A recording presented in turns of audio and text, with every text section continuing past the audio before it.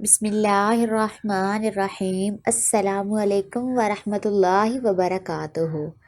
گھر کی ملازمہ روز مجھے کہتی، ڈاکٹر صاحبہ آپ نائٹ شفٹ مت کیا کریں، آپ کے حصے کی سزا مجھے بھگتنی پڑتی ہے۔ مجھے اس کی باتوں کی سمجھ نہ آتی۔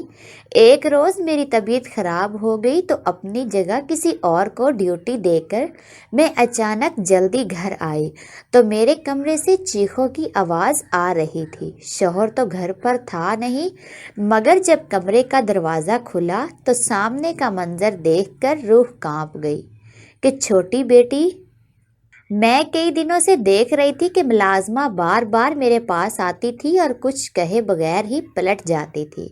شاید وہ مجھ سے کوئی بات کرنا چاہتی تھی۔ جب میں نے اسے 3-4 بار یہی رویہ اپنائے دیکھا تو ایک دن میں نے اس سے پوچھ ہی لیا کہ خیر تو ہے کیا، تمہیں کوئی بات کرنی ہے؟ مجھے لگا تھا کہ شاید اسے پیسوں کا مسئلہ ہوگا، کیونکہ اکثر غریب لوگوں کا یہی تو ہوتا ہے کہ انہیں ہر وقت تو بس پیسوں کی ضرورت ہوتی ہے۔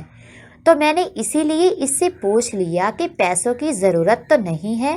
تو کہنے لگی، نہیں بیگم صاحبہ، مجھے پیسوں کی ضرورت نہیں، بلکہ میں تو آپ سے کوئی اور بات کرنا چاہتی تھی۔ مجھے اس کے چہرے پر فکر مندی کے آثار نظر آ رہے تھے۔ میں نے اسے کہا کہ جلدی بتاؤ، مجھے ہسپتال کے لیے دیر ہو رہی ہے۔ تو کہنے لگی کہ میں بس آپ سے یہی کہنا چاہتی ہوں کہ آپ نائٹ شفٹ نہ کیا کریں۔ میں نے چونک کر ناگواری سے اسے دیکھا کہ اس کی یہ بات کہنے کا کیا مطلب ہے کہ میں نائٹ ڈیوٹی نہ کیا کروں۔ وہ ہوتی کون تھی مجھے یہ مشورہ دینے والی؟ مجھے غصے میں دیکھ کر وہ بغیر کچھ کہے جلدی سے وہاں سے بھاگ گئی۔ میں نے سوچا کہ شاید میرے جانے کے بعد اسے گھر کے زیادہ کام کرنے پڑتے ہوں گے، اس لیے ایسا کہہ رہی ہے۔ خیر مجھے ویسے بھی کافی دنوں سے اس کا رویہ کچھ مشکوک ہی لگ رہا تھا، اس لیے میں نے سوچا کہ مجھے اس پر نظر رکھنی چاہیے اور پتہ چلانا چاہیے کہ آخر اس کے دماغ میں چل کیا رہا ہے۔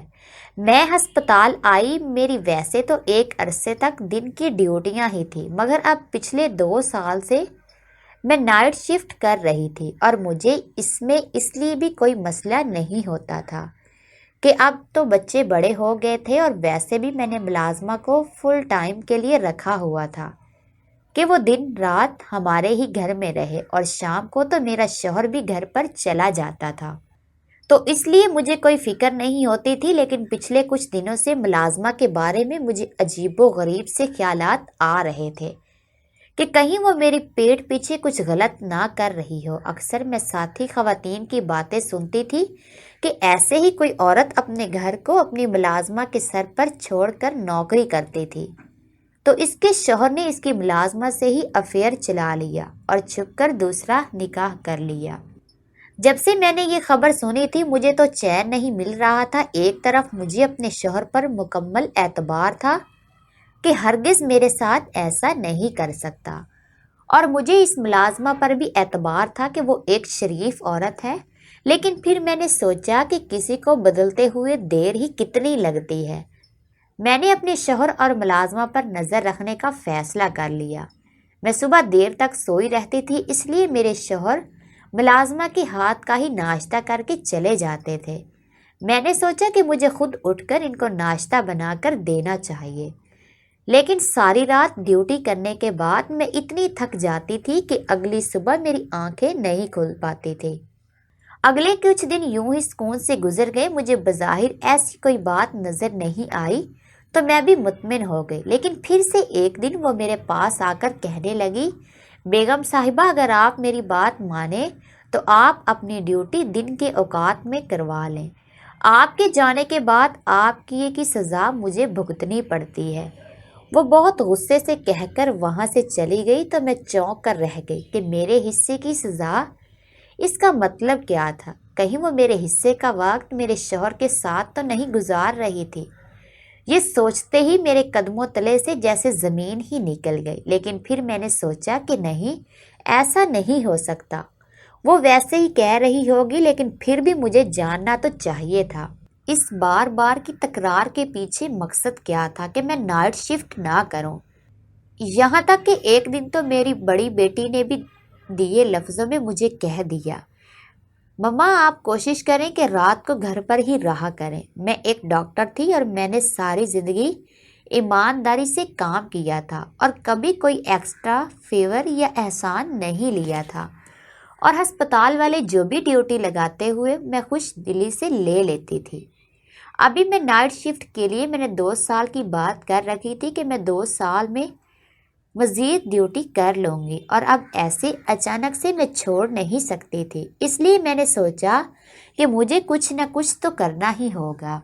میری ملازمہ کا نام رانی تھا اور وہ پچھلے 1 سال سے میرے گھر پر نوکری کر رہی تھی، اور اس سارے عرصے کے دوران نہ تو اسے مجھ سے کوئی شکایت ہوئی تھی اور نہ ہی مجھے اس سے۔ وہ ایک بیوہ عورت تھی جس کے 2 بچے تھے جن کو پالنے کی خاطر وہ میرے گھر پر نوکری کرتی تھی۔ میں نے اسے ملازمت کے پہلے دن سے ہی کہہ دیا تھا کہ تمہیں یہاں پر ہی رہنا ہوگا۔ اس کے بچے اس کے ماں باپ پالتے تھے اور وہ گاؤں میں رہتے تھے، اور وہ اکیلی ہی ہمارے گھر پہ رہتی تھی۔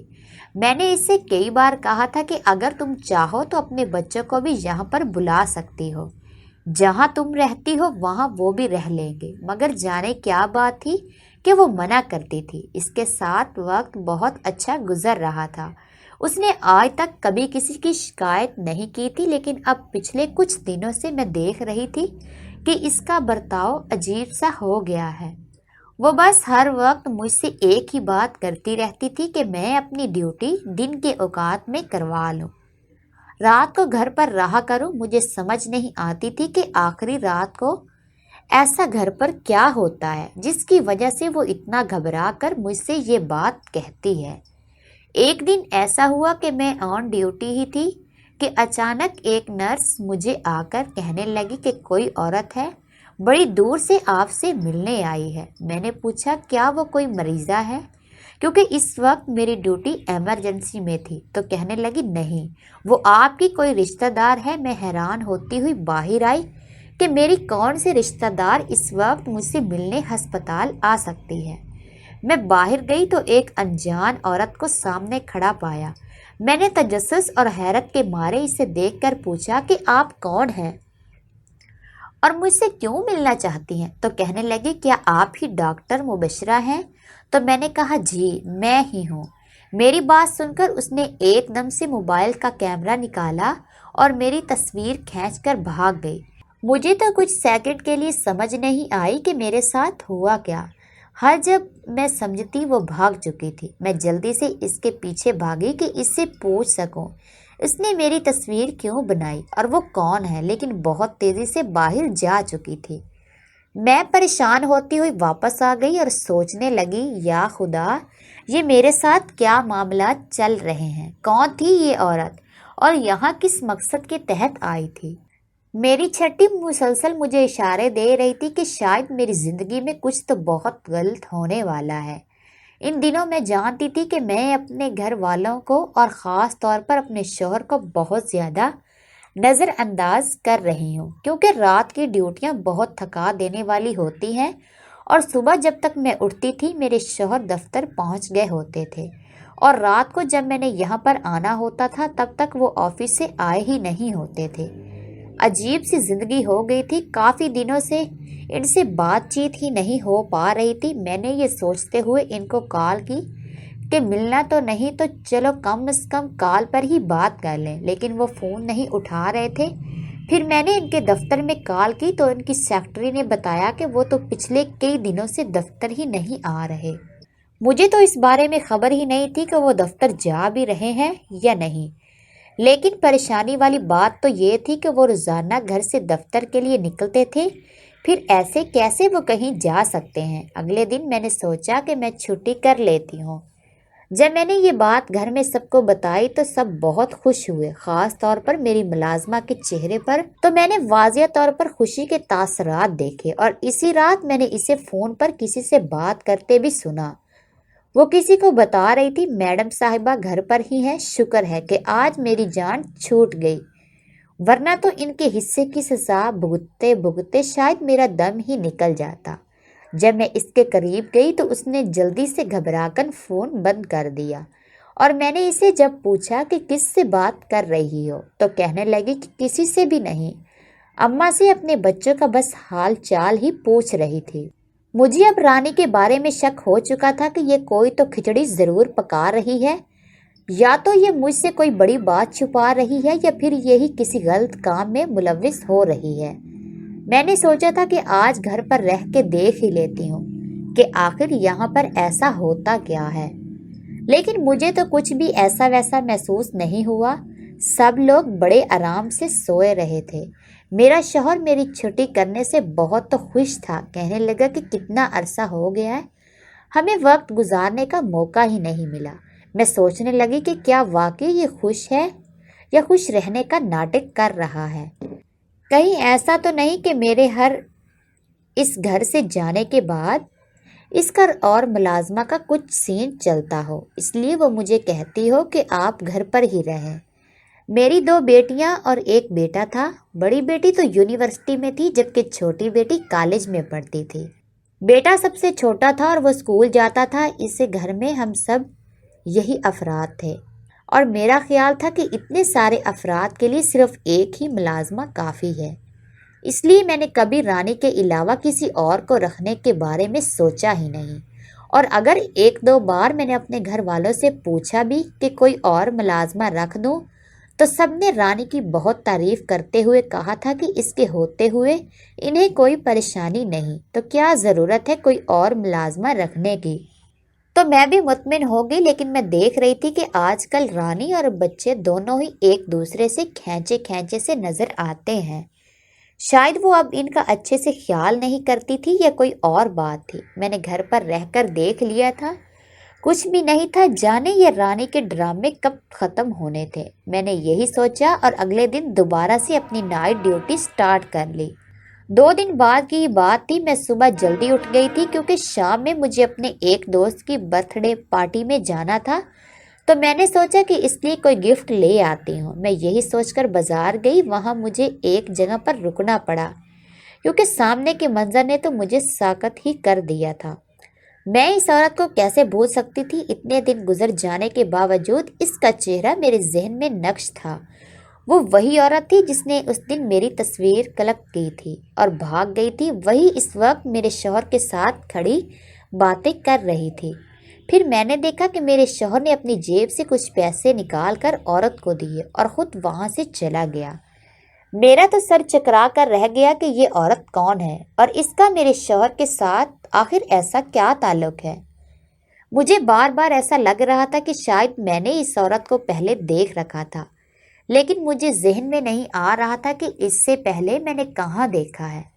میں نے سوچا کہ میں ابھی جا کر پوچھ لیتی ہوں، لیکن اس سے پہلے میں اس کی طرف بڑھتی میں نے اسے کسی اور عورت کے ساتھ ملتے ہوئے دیکھا، اور وہ عورت کوئی نہیں بلکہ میری ملازمہ رانی تھی۔ اس سے پہلے والی عورت نے جو پیسے میرے شوہر سے لیے تھے اس میں سے آدھے اس نے رانی کو دے دیے اور وہ دونوں ایک دوسرے سے ہاتھ ملاتی ہوئی وہاں سے روانہ ہو گئی۔ یہ سب دیکھ کر اب تو مجھے پکا اندازہ ہو گیا تھا کہ ضرور میرے خلاف کوئی گہری سازش کی جا رہی تھی، اور اس سازش میں میرا شوہر اور میری ملازمہ شامل تھے، اور میں نے فیصلہ کر لیا تھا کہ آج میں ان دونوں کو رنگے ہاتھوں پکڑ کر ہی رہوں گی۔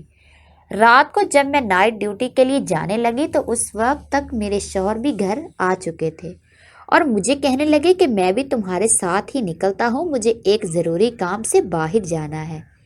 میں پریشان ہو گئی کہ اگر یہ بھی گھر سے باہر رہیں گے تو پھر میں انہیں رنگے ہاتھوں کیسے پکڑوں گی؟ لیکن پھر میں نے سوچا کہ چلو کوئی بات نہیں، آج نہیں تو پھر کسی اور دن میں حقیقت معلوم کر کے ہی رہوں گی۔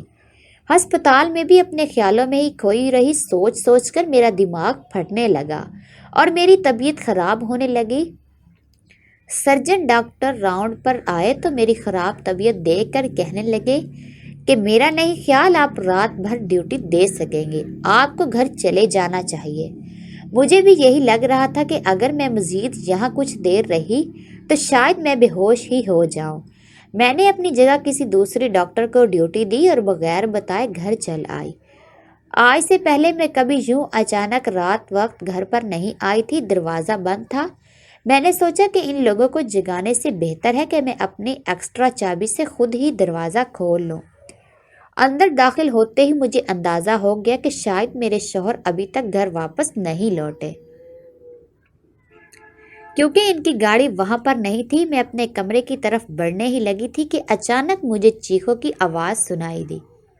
آوازیں اوپر سے آ رہی تھی۔ میں بھاگتے ہوئے اوپر گئی تو مجھے میری بڑی بیٹی نظر آئی، وہ بھی اپنے کمرے کے دروازے کے آگے منہ پر ہاتھ رکھے کھڑی تھی۔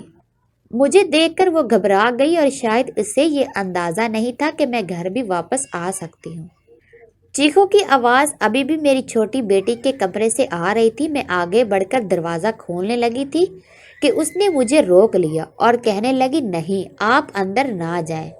میں نے پریشان ہو کر پوچھا کہ کیوں نہ جاؤں؟ وہ چیخ رہی ہے، آخر کیا ہوا ہے؟ میں نے اسے پیچھے کیا اور ایک دم سے دروازہ کھول دیا۔ سامنے کا منظر دیکھ کر تو میری خود کی چیخیں نکل گئی، کیونکہ وہ منظر ہی ایسا تھا جس نے مجھے لرزا کر رکھ دیا۔ میں نے دیکھا کہ میری چھوٹی بیٹی میری ملازمہ کو بری طرح سے پیٹ رہی تھی اور وہ چیخوں کی آواز بھی اسی کی تھی۔ میں نے جلدی سے آگے بڑھ کر اسے ہٹایا تو وہ بھی مجھے دیکھ کر پریشان ہو گئی۔ رانی جلدی سے مجھے دیکھ کر میرے پاس آ کر پیچھے چھپ گئی اور کہنے لگی، میں اس لیے تو آپ کو کہتی تھی کہ آپ نائٹ شفٹ نہ کیا کریں، کیونکہ پھر آپ کے جانے کے بعد میرے ساتھ ایسا ہی ہوتا ہے، اور یہ آج سے نہیں کئی دنوں سے ہو رہا ہے۔ میں نے اپنی بیٹی کو غصے سے دیکھتے ہوئے پوچھا کہ آخر تم رانی کو کیوں مار رہی ہو؟ آخر اس نے ایسا کیا کیا ہے جو تم یوں اس کو بہت برے طریقے سے پیٹ رہی ہو؟ تو میری بیٹی نے آگے بڑھ کر مجھے بھی دھکا دے دیا اور کہنے لگی، آپ ہم ماں بیٹی کے بیچ میں مت بولیں، آپ جو بھی ہیں یہاں سے چلے جائیں۔ اس وقت مجھے اس کی حالت انتہائی غیر ہوتی ہوئی محسوس ہو رہی تھی۔ مجھے نہیں لگ رہا تھا کہ وہ اپنے ہوش و حواس میں ہے۔ دوسری طرف رانی بہت برے طریقے سے ڈری ہوئی تھی۔ میں نے اپنی بڑی بیٹی سے پوچھا کہ یہ سب کیا ہے اور کب سے ہو رہا ہے؟ تم نے مجھے بتایا کیوں نہیں؟ تو وہ کہنے لگی کہ آپ میرے ساتھ آئیں، میں آپ کو سب سچ بتاتی ہوں۔ میں اپنی بیٹی کو دیکھ دیکھ کر پریشان ہو رہی تھی کہ آخر اسے ہو کیا گیا ہے، یہ مجھے ہی پہچاننے سے کیوں انکار کر رہی ہے۔ رانی کمرے سے نکل کر اپنے کوارٹر کی طرف یوں بھاگی کہ جیسے ایک منٹ بھی یہاں پر رہی تو وہ کہیں اسے پھر سے نہ پکڑ لے۔ میں پریشان ہوتی ہوئی بڑی بیٹی کے ساتھ اس کے کمرے میں آ گئی تو وہ کہنے لگی کہ یہ سب کچھ جو بھی ہو رہا ہے وہ آپ کی وجہ سے ہی ہو رہا ہے۔ رانی نے کتنی بار آپ کو کہا تھا کہ آپ لائٹ شفٹ نہ کیا کریں، اور میں نے بھی آپ کو 2-3 بار دیے لفظوں میں کہا تھا کہ آپ رات کو گھر پر رہا کریں، مگر آپ تو کچھ سننے کو تیار ہی نہیں تھی۔ آپ ذرا یاد کریں کہ آپ نے آخری بار کب ہم بیٹیوں کے پاس بیٹھ کر ہمیں پیار کیا تھا یا ہمارے دل کی کوئی بات سنی تھی؟ اس کے بات سن کر میں ایک لمحے کو چپ رہ گئی، کیونکہ وہ سچ کہہ رہی تھی۔ مجھے چونکہ بچپن سے ہی ڈاکٹر بننے کا بہت شوق تھا، اس لیے میں نے بہت مشکلوں کے بعد اپنے اس شوق کو تکمیل تک پہنچایا تھا۔ میرے شوہر چونکہ اچھے سے واقف تھے کہ میرے کیا شوق ہیں، اس لیے انہوں نے شادی کے بعد بھی مجھے پڑھنے سے نہیں روکا تھا، اور بچے ہونے کے بعد انہوں نے مجھے نوکری کرنے کی بھی اجازت دے دی، اور شروع سے ہی میرے بچے نوکروں نے پالے تھے۔ میں بھی اگرچہ اپنی پوری کوشش کرتی تھی کہ اپنے بچوں کو وقت دے سکوں، لیکن ایک ڈاکٹر ہونے کے ناطے میری بہت ذمہ داری ہوتی تھی اور میرا زیادہ تر وقت ہسپتال میں ہی گزرتا تھا۔ لیکن اس کے باوجود میں نے ہمیشہ کوشش کی تھی کہ اپنے بچوں کی بہترین تعلیم و تربیت کرو۔ ہاں، میں نے زیادہ وقت نہیں دے پائی، مگر اس کا مطلب یہ تو نہیں تھا کہ میں ان پر توجہ نہیں دیتی، ان سے پیار نہیں کرتی۔ بڑی بیٹی کہنے لگی کہ میں نے تو جیسے تیسے اپنے آپ کو سمجھا لیا ہے کہ ہمارے ماں باپ کے پاس ہمارے لیے وقت نہیں ہے، مگر وہ چھوٹی ہے، کالج میں غلط صحبت میں پڑ گئی، اسے ماں کے پیار کی ضرورت ہوتی ہے جو اسے نہیں ملا، وہ دماغی بیماری کا شکار ہو گئی ہے۔ وہ اپنے اندر کی فرسٹریشن اور غصہ رانی کو مار پیٹ کر نکالتی ہے۔ اس وقت اسے لگتا ہے کہ وہ اس کی ماں ہے، اور وہ چونکہ آپ اسے کبھی کوئی شکوہ نہیں کر پائی، آپ کو کچھ نہیں کہہ پائی، اس لیے وہ رانی کو اپنی ماں سمجھتے ہوئے اسے بری طرح سے پیٹتی ہے اور اپنے اندر کا سارا غصہ اس پر نکال دیتی ہے۔ اور جب صبح ہوتی ہے تو وہ رانی سے نہ صرف معافی مانگتی ہے बल्कि इसे बहुत सारे पैसे भी देती है ताकि वो आपको कुछ ना बताए। रानी बेचारी भी आखिर कहाँ तक सब्र करती, वो आपको सारी बात तो नहीं बता सकती थी, लेकिन आपको यही कहती थी कि आप घर पर रहा करें। कभी वो इससे लाड और प्यार से फरमाइशें करती है और सारी रात इससे खाने पकवा कर फिर अपने हाथों से खिलाने की फरमाइश करती है, तो कभी कुछ और। वो सब चूँकि एक बेटी अपनी माँ से चाहती है। वो रानी से कहती थी कि वो इसकी माँ बनने का नाटक करके इसे वो सब खुशियाँ दे, और जब रानी मना करती तो वो इसे पीटती थी। बेटी की बातें सुनकर मुझे अब समझ आई कि रानी ये क्यों कहती थी कि आपके हिस्से की सज़ा मुझे भुगतनी पड़ती है। शायद वो सारा गुस्सा और फ्रस्ट्रेशन मेरे लिए ही थी जो रानी पर निकलती थी। मैं तो कभी सोच भी नहीं सकती थी कि मेरे बच्चों के साथ ही ये सब चल रहा होगा। लेकिन मेरे शौहर का उस दिन इस औरत से मिलने का क्या प्लान था जिसने मेरी तस्वीर खींची थी, और ये सब रानी के अलावा और कोई नहीं बता सकता था। मैंने जाकर इसे पूछा तो वो कहने लगी, बेगम साहिबा, आप तो मेरी कोई बात ही सुनने को तैयार नहीं थे, तो मैंने आपकी बेटी की जो भी हालत थी वो आपके शौहर को बता दी। इन्होंने एक साइकाट्रिस्ट को सारी बात बताई और इसे दरख्वास्त की कि वो आपकी बेटी के साथ कुछ सेशंस लेकर इसको ठीक कर दे। वो नहीं चाहते थे कि आपको इस सारे मामले के बारे में पता चले और आप गिल्ट में मुब्तला हों। वो साइकाट्रिस्ट वही औरत थी। उसने मुझसे पूछा था कि आप कहाँ पर और किस अस्पताल में काम करती हैं, और मैंने चूँकि इसे साहब के मना करने के बावजूद आपके अस्पताल का एड्रेस दिया था, तो इसीलिए उसने अपनी जो भी फीस साहब से ली थी इसमें से थोड़े पैसे मुझे भी दे दिए। और इसी दिन आपने हमें देख लिया होगा, क्योंकि इसके बाद मेरी इससे मुलाकात नहीं हुई। मैं चुप कर बात भी इसी से करती थी। जब मेरी इस साइकाट्रिस्ट से बात हुई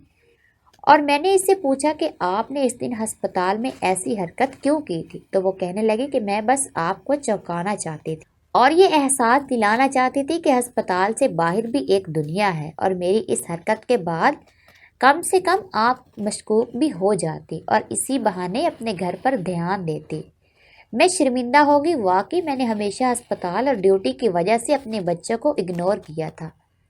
मेरी छोटी बेटी शुरू से ही अपने आप में मगर रहने वाली बच्ची थी और मैंने कभी इस पर वैसे तवज्जो नहीं दी जिसकी वो हकदार थी। लेकिन मैं क्या जानती थी कि इस सब का ये नतीजा निकल सकता है।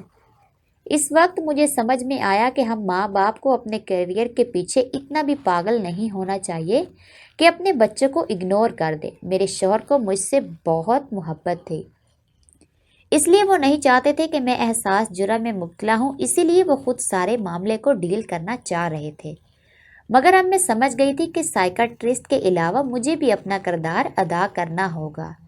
मैंने कुछ अरसे के लिए छुट्टी ली ताकि अपने घर और बच्चों को वक्त दे सकूं, और हम सब ने मिलकर मेरी छोटी बेटी को ठीक कर लिया। और मैंने भी दिन की शिफ्ट में सिर्फ कुछ घंटे की ड्यूटी करने का फैसला किया ताकि मेरे बच्चे और घर मुतासर ना हो।